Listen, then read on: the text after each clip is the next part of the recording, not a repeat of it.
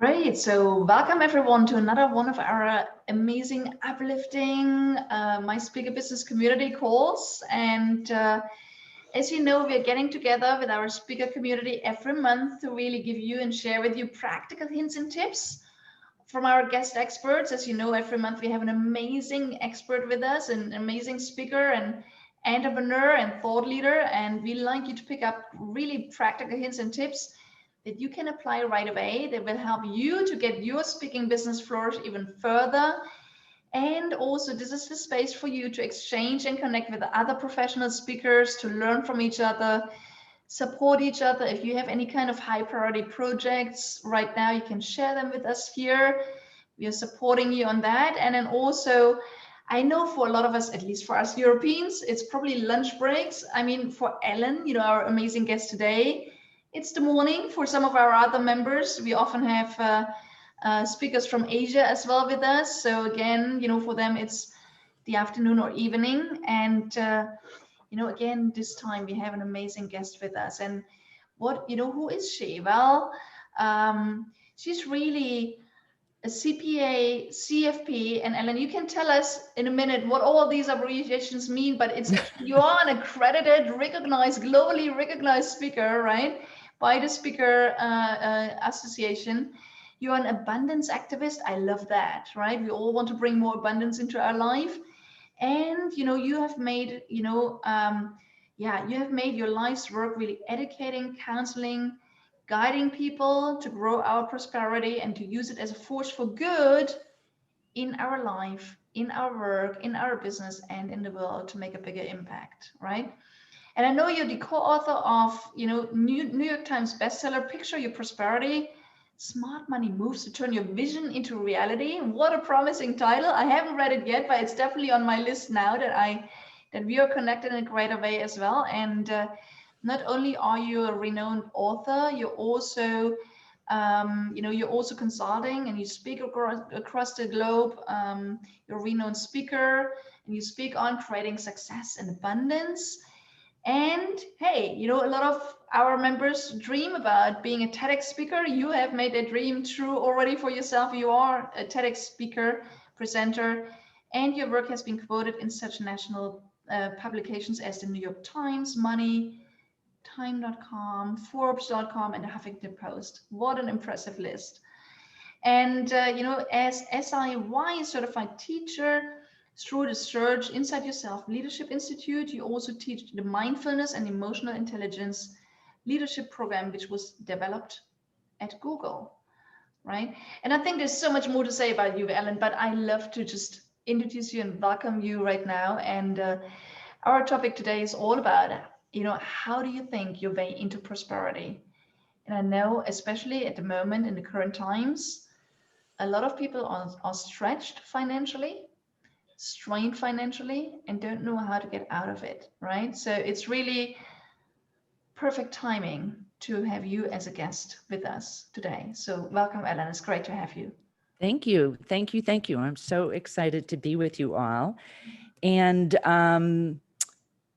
so today we're going to talk about how to think your way to prosperity. And as speakers, I know you're out there giving really great information. The reason I love the speaker community so much is people typically love their work. They have a mission behind it. They really want to share their message.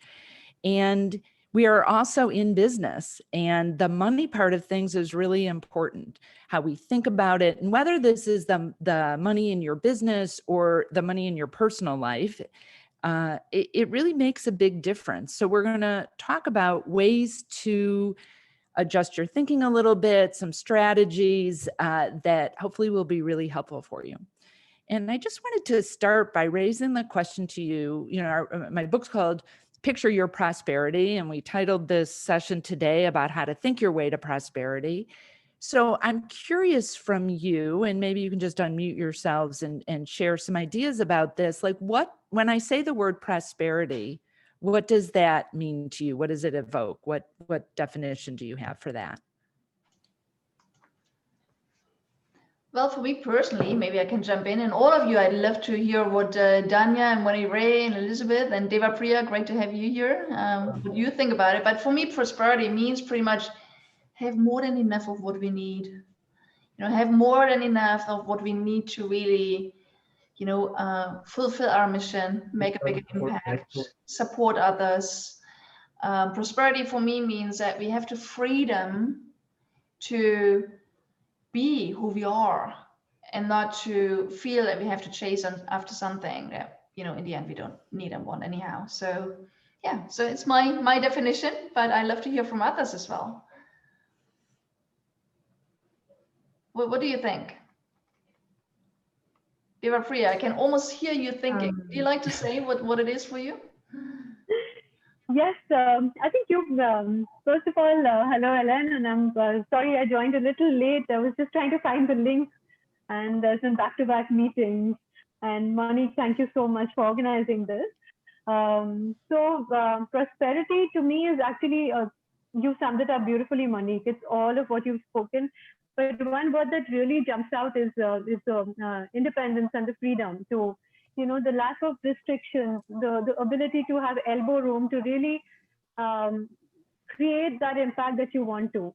And when you're not restrained by lack of prosperity, you can go and do things for others. You can make your voice be heard. You can go out and share your expertise instead of just being a hand to mouth and trying to only work for yourself and for your own livelihood. So it's just that whole flexibility and the independence to be able to do what you want and to be fearless in a way. Thank you. Yeah. Right. Elizabeth here. I think prosperity has to begin up here. It's a mindset first. So instead of thinking I don't have enough or lack of or something that way, we've got to think I have enough. And most of us, if we have a roof over our head, some food in the refrigerator, we are prosperous. So if we start thinking in this way, we'll probably be better off. Thanks. Good. Tanya, were you about to say something? It looked like you Yeah, had unmuted before. In our industrial countries, of course, prosperity is often related to have enough money, and so you can afford all the things and desires you want to have. This is what our industrial countries relates to prosperity. But of course, we have enough, as Elizabeth already said. So it starts with our mindset. Yeah, and thank you. And, you know, the reason that I love this word so much is it's more expansive. I was curious because many of the presentations that I give are in the US, and I was curious to hear if different parts of the world have a slightly different take on the word, but all of you express similar things to what I hear is that it's more than just money. It could be a feeling, you could be prosperous in lots of ways as well. And that's why I really love this word, because yes, money is important and we need to have it. We live in a material world. And there's this bigger view of how to be prosperous and feel rich. And those people who mentioned mindset, you're in the right place because that's where we're starting from. So I just want to share this framework with you. Okay. So we're going to talk today about the 3 parts that are really about creating prosperity on purpose. And it's having the right mindset, the right thoughts, a clear vision of where you want to go, and then clearly taking smart actions, right? I'm all about visualization, but if you just sit on your meditation pillow, chanting Om, expecting the universe to provide and not doing anything, that doesn't usually work. Sometimes it does, but not usually.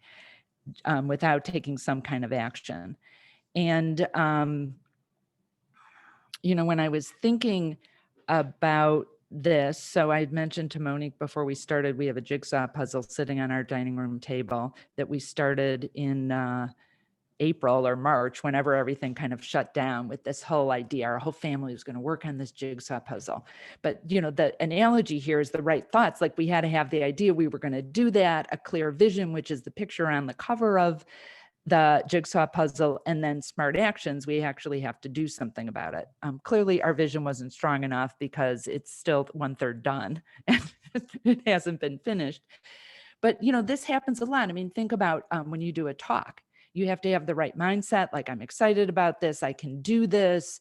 I'm have worthy information to share, a clear vision of what you want to add value for the people there, the vision of how you want to impact them, and smart actions, showing up, practicing all those things for a talk. And you know, Monique mentioned that I did a TEDx talk, and I was thinking about how when I did that, I didn't do this in the right order, and it caused incredible amount of stress for me.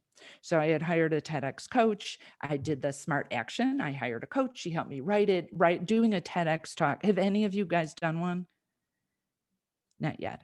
Okay. I don't know if you want to, but it's a different kind of talk, right? Than when you do a presentation and you're teaching people about things, and it's somewhat memorized, which I'm sure you guys don't do, maybe a part of your talk, but that's not typically what we do.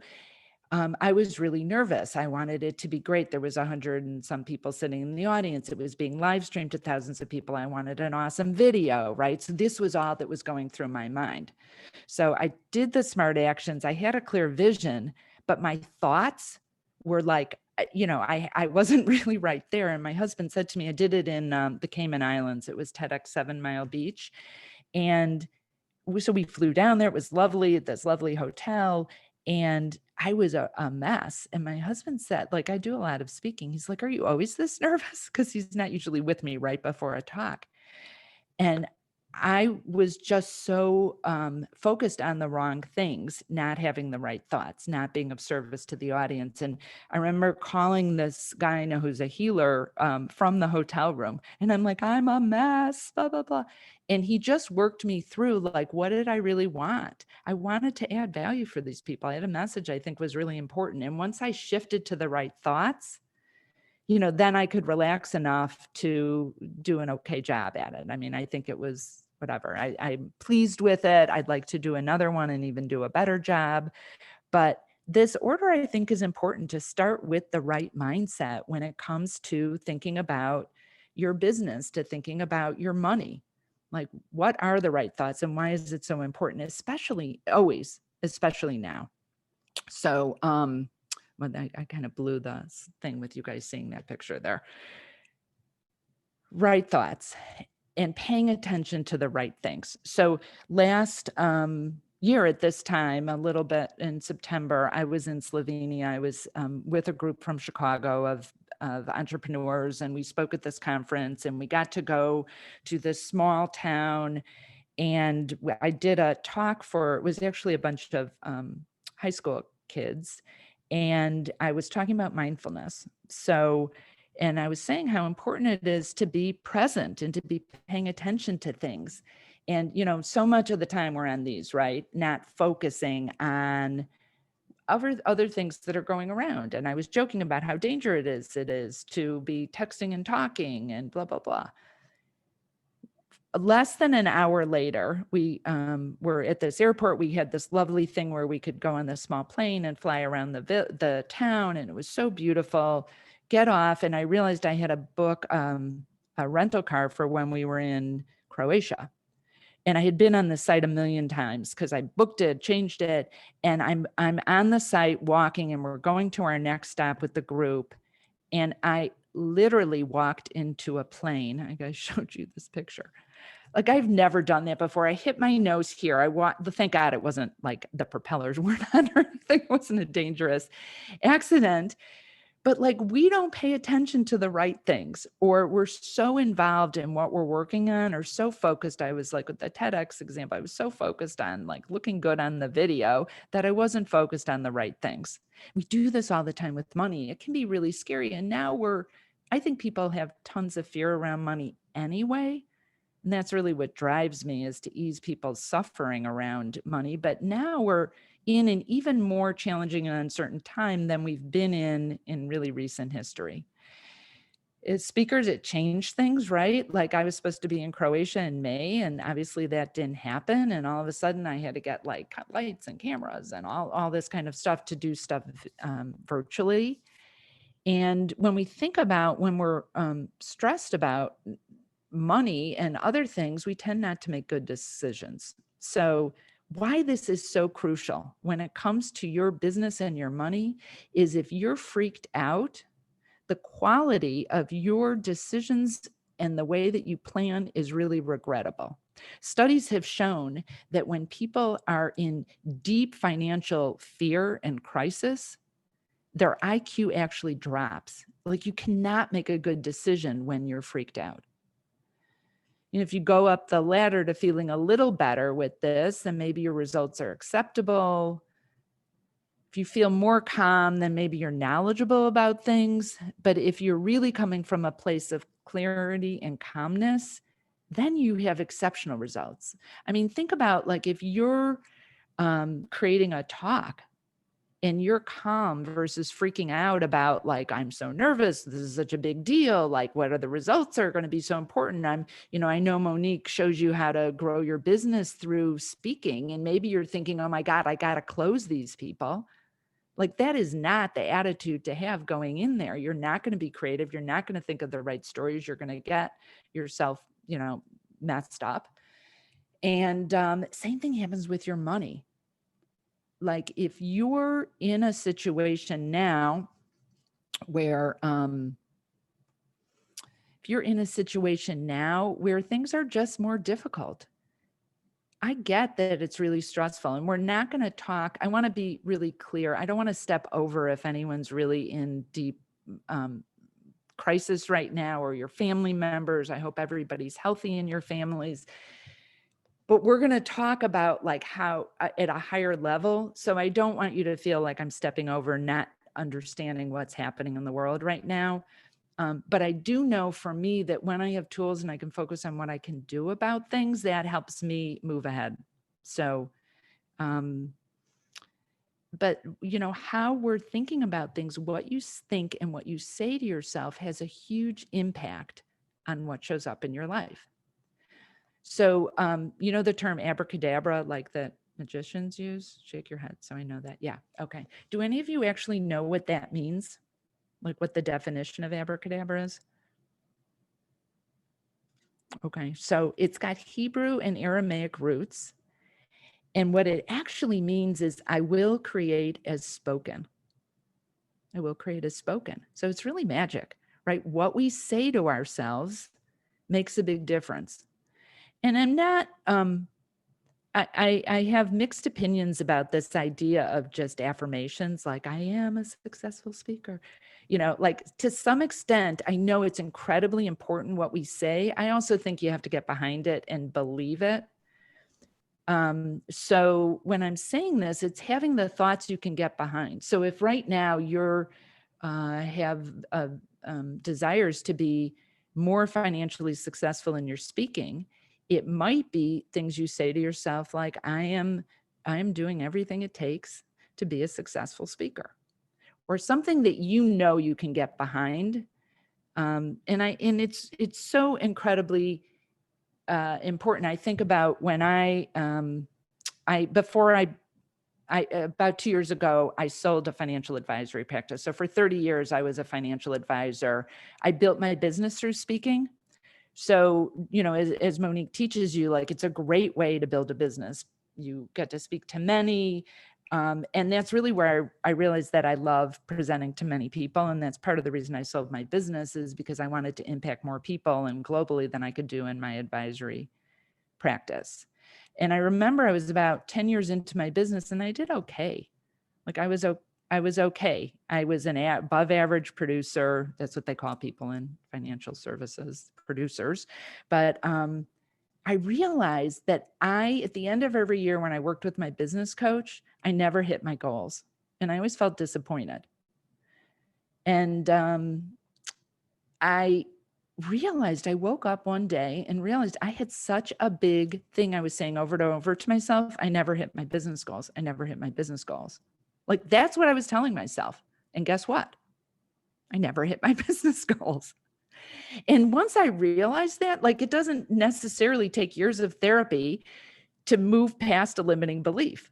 Like, okay, that is not serving me to think like I never meet my business goals. And that when I switched, that when I did start an affirmation, like I always reach my business goals. And I did some work behind that to really own that. And I did some other things in my business as well. But ever since then, I was hitting my business goals. So really something to think about. The other thing I suggest for you guys is to be thinking about now, if you are in a difficult time, a reframe that's been very helpful for me has been the difficult times are the things that really build our muscles, our business muscles, our ability to do well. You know, when you're working out, when you build muscles, you're actually creating trauma to your muscles when you have a good workout, and then you let them heal, and that's what builds muscles. So it may feel like some financial trauma right now, and the reframe can be, I'm getting smarter than ever. Like I built the 2 recessions before this. The first one that doesn't look like any of you guys were in business back then, but in the early 2000s was the first time I'd been in business and there was a down stock market. And that's how I made my money back then. My business grew 39% in a recession, because I shifted the way I was thinking about things. I knew people needed me more than ever. People, I don't actually know, and hopefully, I don't know if we'll have time in this call, but to learn more about what you guys are up to. I heard about Monterey in terms of what she's speaking about. What a worthy thing, especially as parents are homeschooling, at least in the US, homeschooling their kids more, you know, to be wanting to help them. Like, people need your message more than ever now. And it's easy for us to get stuck in, oh, but it's so scary and people aren't hiring speakers and things have changed. But I see times like this is the best times to grow. Like, you get stronger, you get more scrappy in terms of how you're going to run your business. You don't waste money on things that you don't really need. And you invest in things that are important to help you grow. So, yeah. And so a lot of it's about shifting our mindset. So I want to give you some other quick tools for doing this before we go on to the next sections here.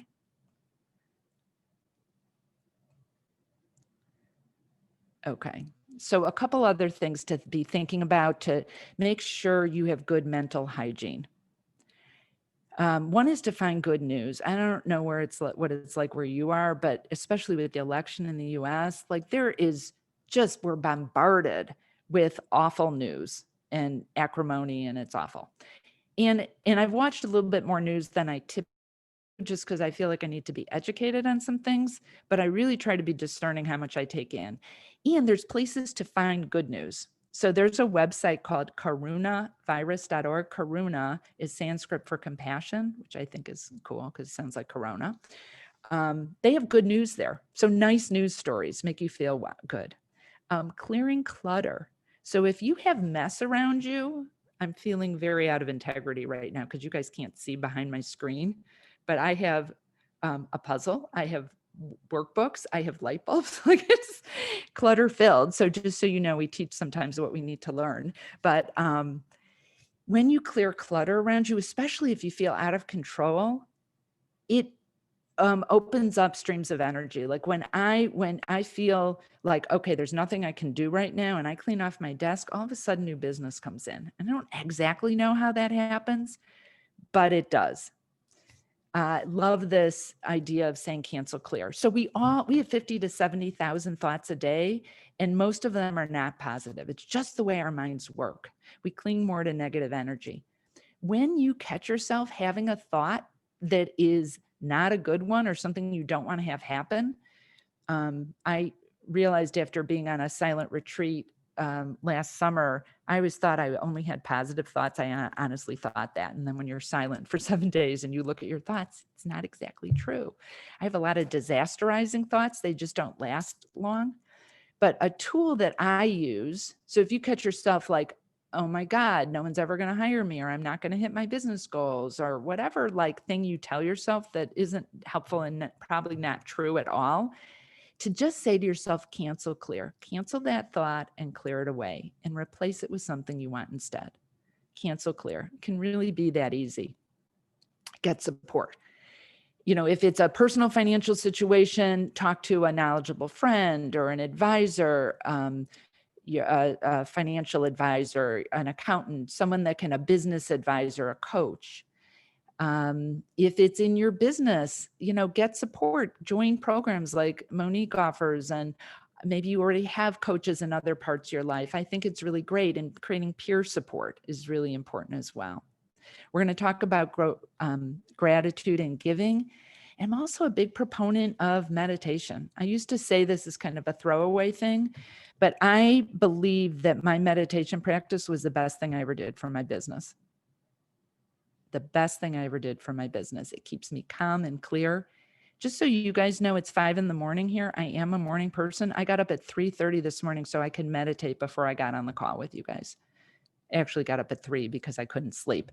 But I wanted to be, really present with you. And I can't start my day. I wouldn't leave my house without brushing my teeth. I won't leave my house without having some time of meditation. And it doesn't have to be that you sit for 20 minutes or 30 minutes or whatever you do. It can be as short as taking a few conscious breaths. So let's do that together. Let's all take in, let's breathe in through our nose and out through our nose, and we'll do 3 slow conscious breaths.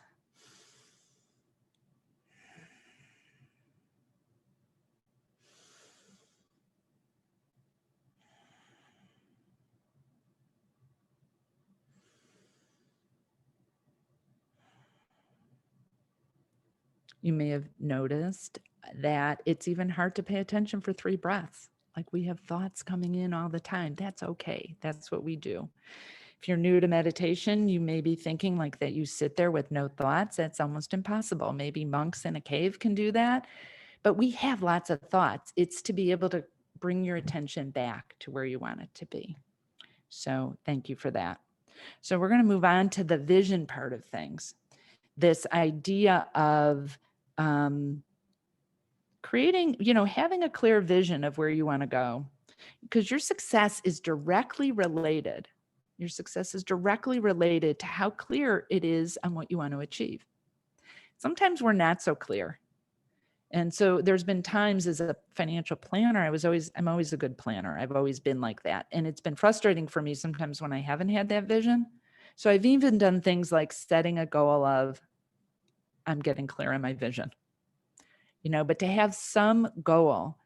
And, I found it's also super helpful when you have your goal, if you've included how it's going to serve someone else.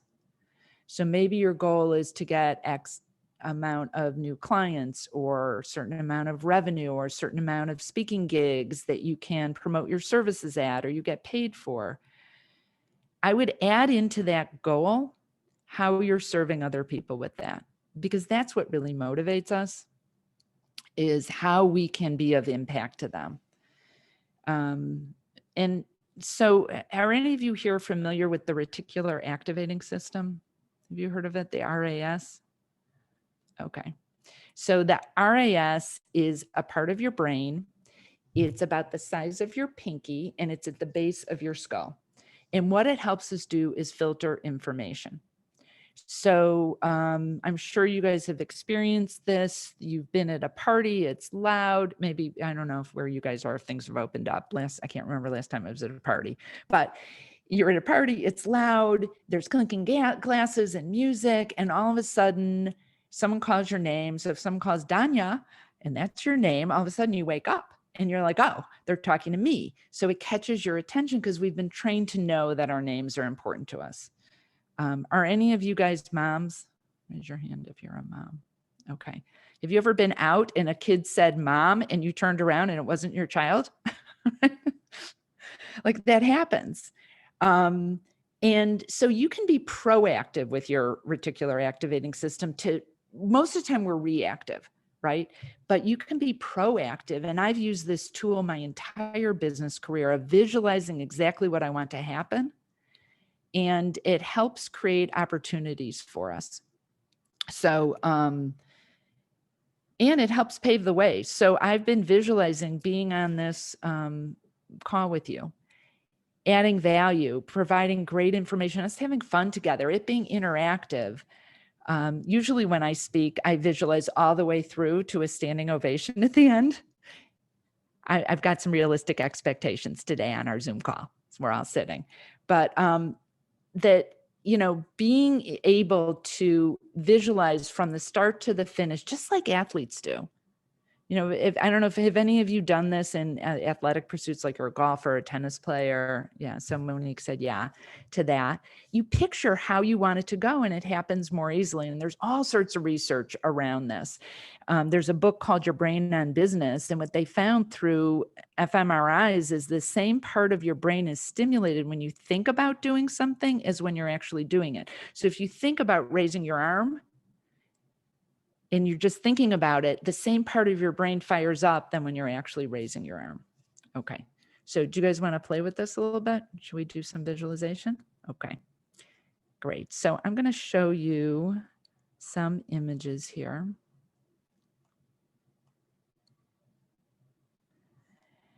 Okay. So these are images. They're actually, in our book. I'm going to give you access so you can download some of these if you want. But I'd like you to look at these and see if one of these images represents a goal that's important to you. And if there's not an image that resonates with you, just pick one of your own. Okay. So see if there's one that, maybe you want to write up. I'm making this up. I don't want to tell you your goal is you want to write a book, or you want to create a new speech, or, something that resonates with you. Okay. Everybody got one? Okay. So I'm going to walk you through a short guided visualization on this. You can do this with your eyes opened or closed. You might want to look at the image or just commit it to your mind. If you have your eyes open and you're not looking at the image, maybe look down with a soft gaze.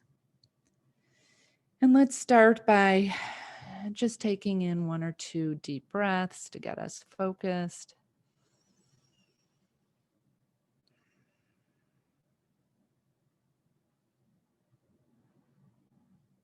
Perhaps putting your attention on what it feels like to be supported by the chair or the sofa, wherever you're seated. And now bring that image to your mind. And think about what goal that represents to you. And give it a scene, like you're watching a movie.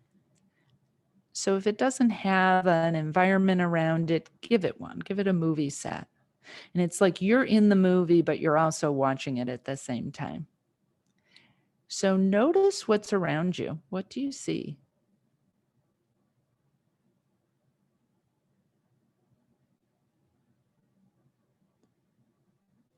Are there sounds that you hear?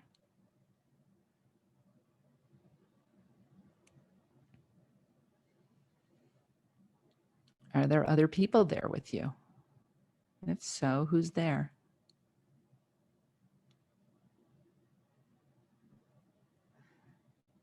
And what are you saying to them, and what are they saying to you?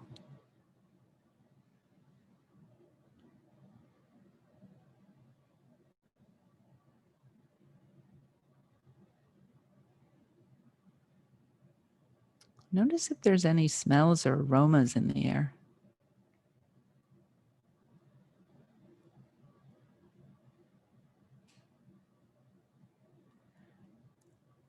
And as you're seeing this vision or thinking about this vision, notice what you feel as if it's playing out right now, and actually feel that feeling. Whether it's joy, excitement, peace, whatever it is for you. Maybe notice where in your body you're feeling that.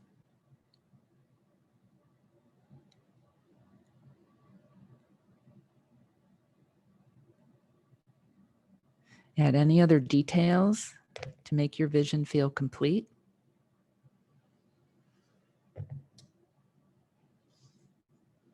And when you're ready, you can gently bring your attention back.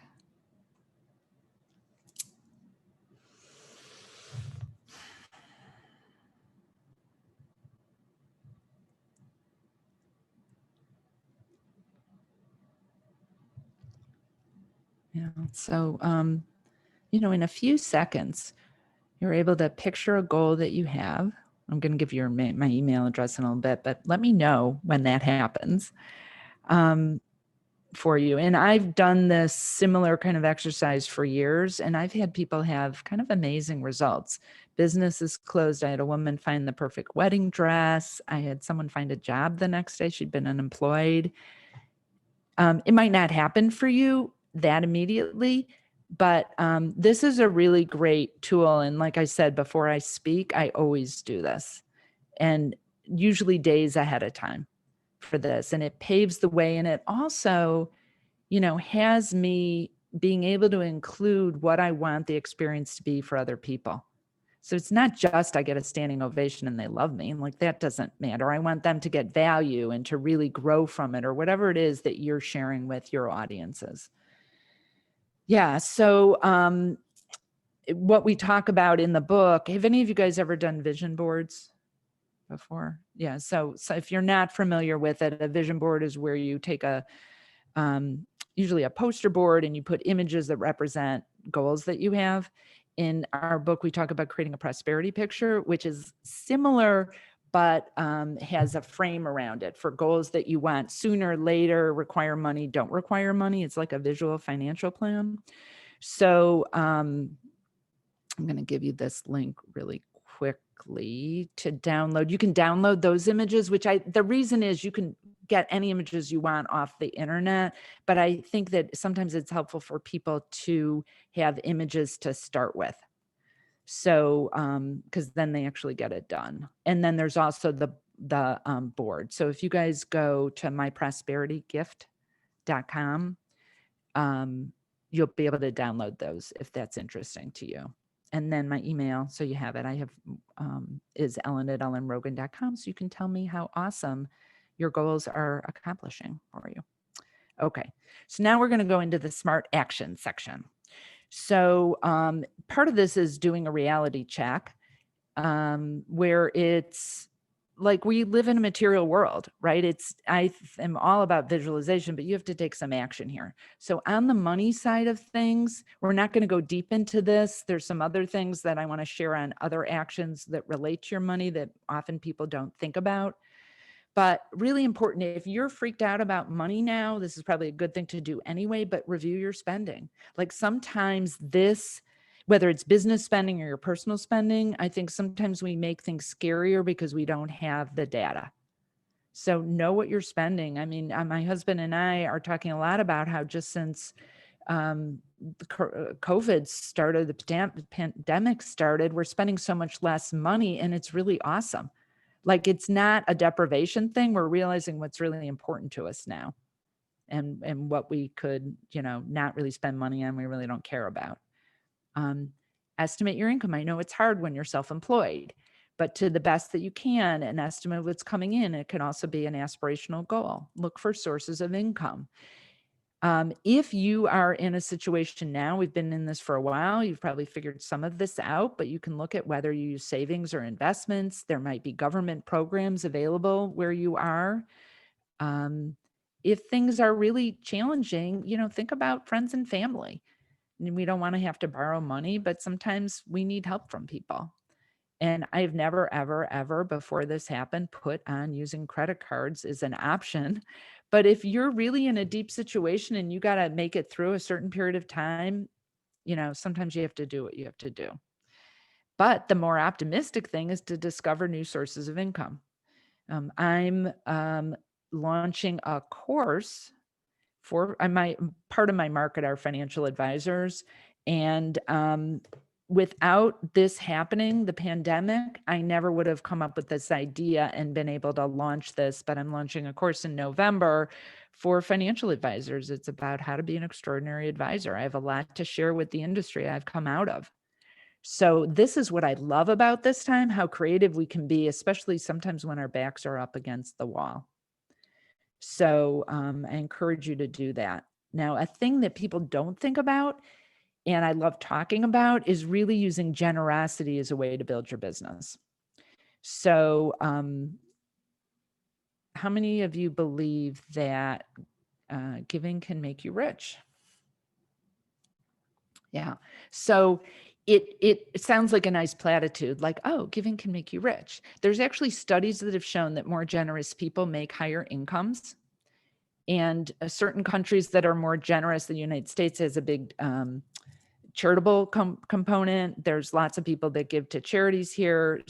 Countries that have more generosity tend to have higher GDPs, gross domestic products. And I found, if we think about it this way, when you are really stingy and so afraid of not having what you have, then it's hard to get ahead. I know Elizabeth said this in the opening comments, but like, if you're so afraid, most of us have more than enough. You guys all have computers and lights. Okay. I don't know anything about any of your personal financial situations, but we're all okay. But if you're like this, I'm not going to be okay. I'm not going to be okay. Hanging on to what you have, can you receive? No, because you have to have an open hand to do that. Now, on the other hand, there's some people that don't want to ever, they're always giving. Maybe they don't charge enough for what they do, or they feel funny about like taking money. Like that doesn't work either. You need both. Have any of you ever heard that it's better to give than receive? Yeah, it's not true. They're both important. You have to have a receiver for your giving. So just even a non-financial giving, like volunteering or doing kind acts for people, the reason we do it, you hope there's altruistic reasons. The dirty little secret about giving is it feels good. That's why we do it. We feel good when we help other people. Oh, that's right. Monique, giving even makes us feel great, right? You're psychic.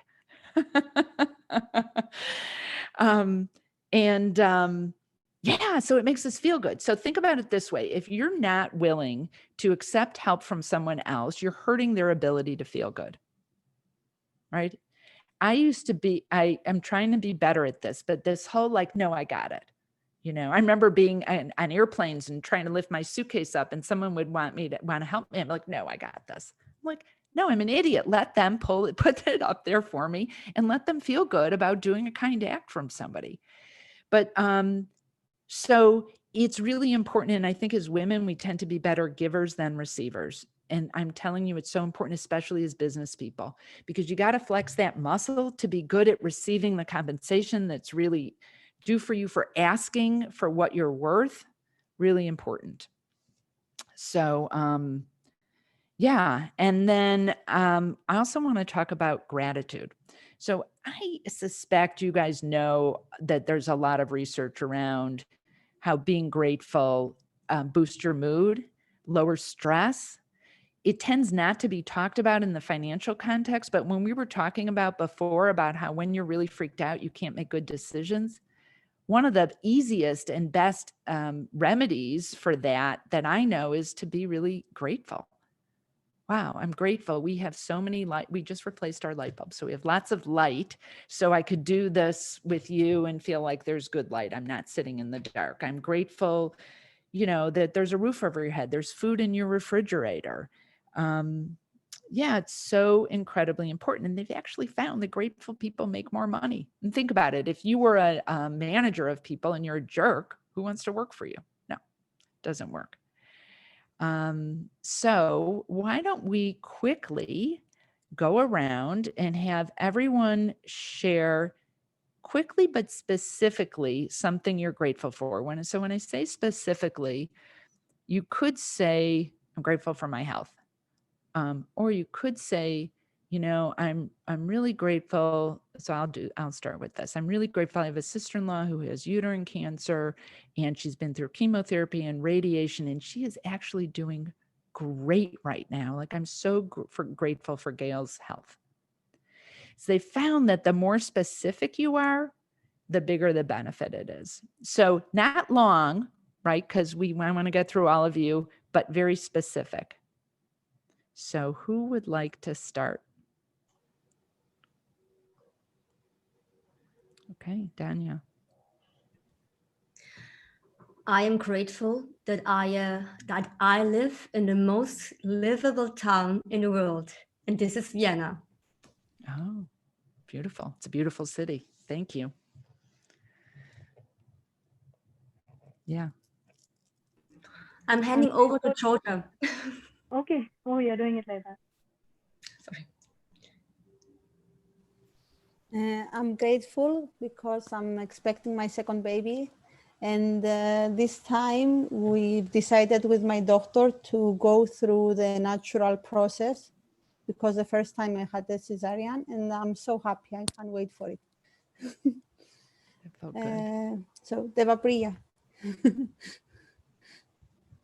I'm grateful that despite the pandemic and all the uncertainties that come with it, I've been able to go all the way to UK from India and drop my daughter off at Cambridge University while she's starting her education, her undergraduate education.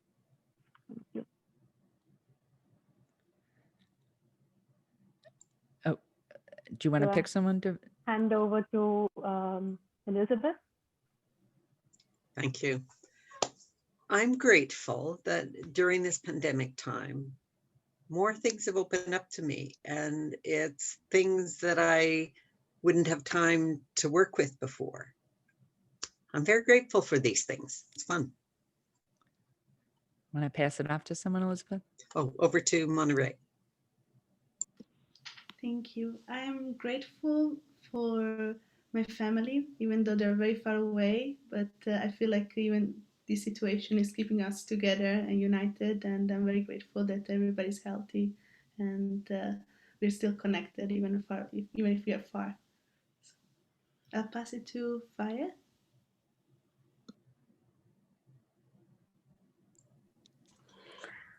Well, hello to everyone. I'm personally grateful, among for many other things, for the fact that I have had the faith and have taken the time and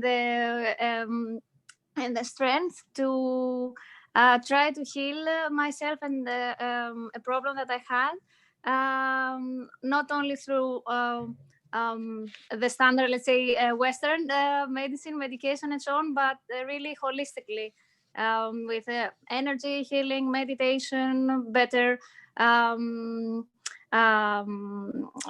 better food, and also thoughts, really everything that I could do and learn and find out about. And it actually paid off, and I couldn't be grateful enough for what happened to me. That's great. Thank you. And Monique?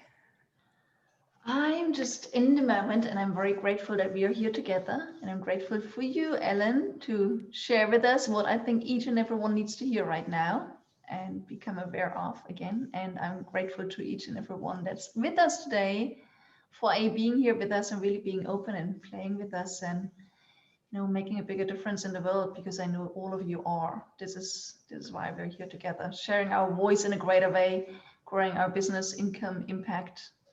So yeah, thank you. That's what I'm grateful for right now. Perfect. I love that. And I loved hearing that. I got the chills from what you guys were saying. So thank you. And I just want to encourage you to be sharing what you're grateful for specifically with other people, because you can make their day. So, if there's someone that's made a difference in your life that you haven't told recently about that, why don't you today, you still have part of your day left, or within the next 24 hours, reach out, whether it's an email, you send them a quick video, a voice memo, just tell them specifically why you're grateful for them. Not only will you feel great, but I suspect their day.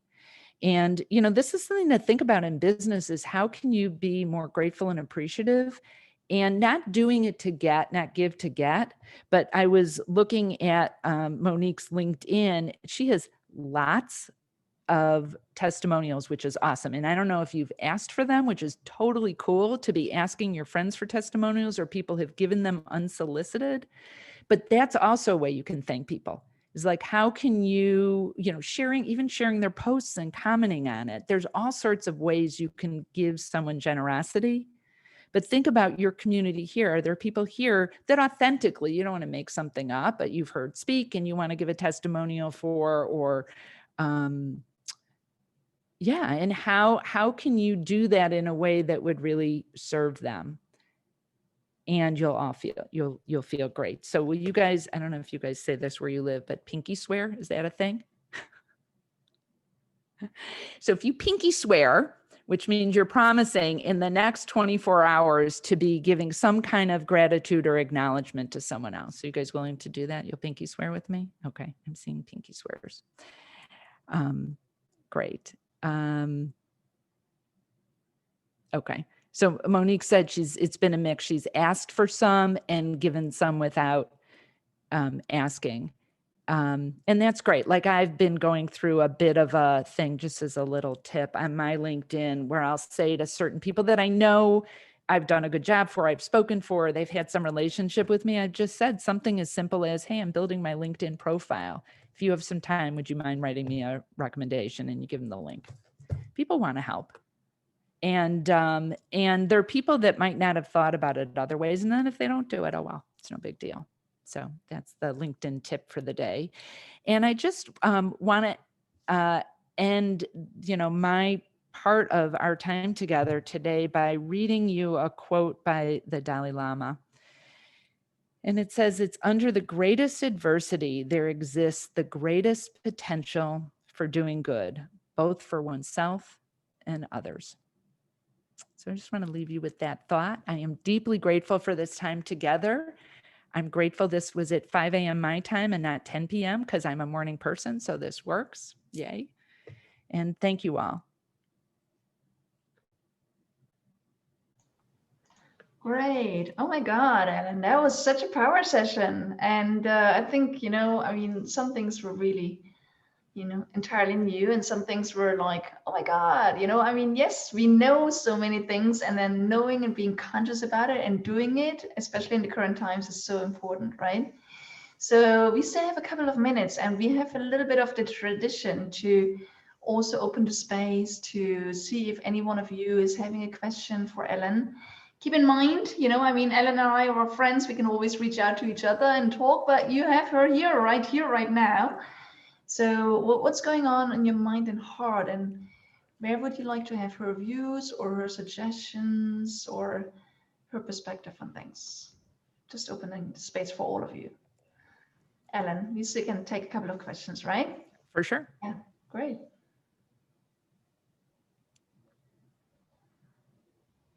This is your opportunity to boost your mindset around money and wealth, and to boost your income and everything you want to create.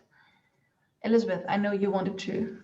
Yes, I would just like to say thank you very much. This was a delightful break in the middle of a really busy day, just to chill and get some new insights. So thank you very much for what you've said.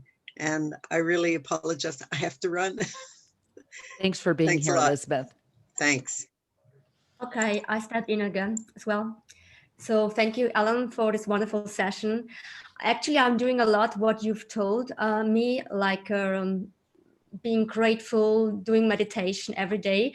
But what I don't do is the visualization part. So this is something I want to practice as well. And thank you for reminding me that it's a cool thing.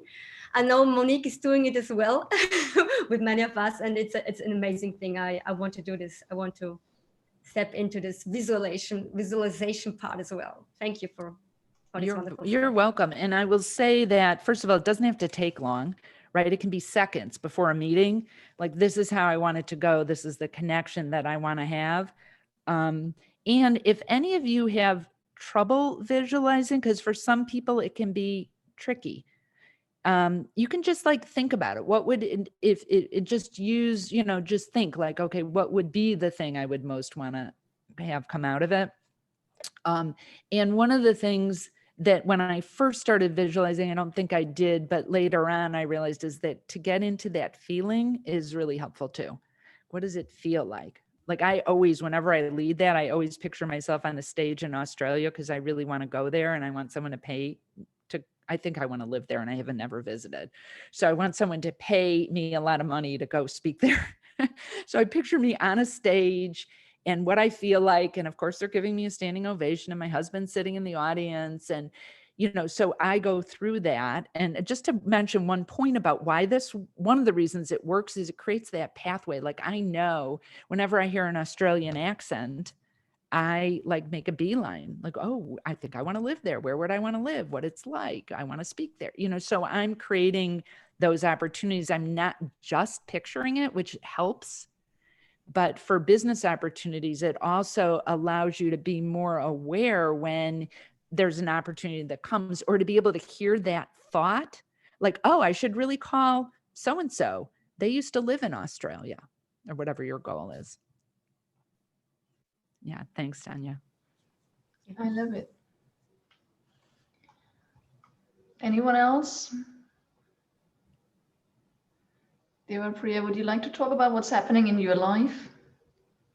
No, I would firstly like to thank Ellen.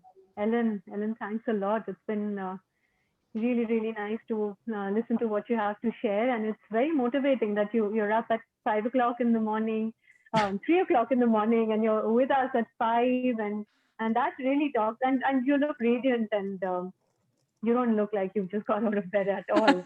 So it's really empowering for all of us who are looking to create powerful realities for ourselves through manifestation and affirmation. I am from India, and I literally come from the land of Karuna and meditation. And I'd like to share, when you talked about prosperity, this is Ganesha, which is the Lord of prosperity and abundance. And he sits on my workstation just so that I can sort of, manifest. And I have this, Monique knows that I love to travel, and, global businesses is very important for me. So I have this little globe on my desk as well, which kind of reaffirms, it's like a symbol of what I want to do and what I want to achieve. So, I want, like you're passionate about wanting to go to Australia and speaking and living there. I'm passionate about, and for many years, I've been like this about going and living in the UK and creating a business there. And over the past 1 year, somehow all my global connections and business connections have centered around there. So much so that now it's just so happened that my daughter, who always wanted to go to the US and got admission to UC Berkeley, is actually sitting at Cambridge right now. So what my question to you really is that we have so many tools, and especially being from where I am, we have so many of these spiritual tools available to us that one gets really confused.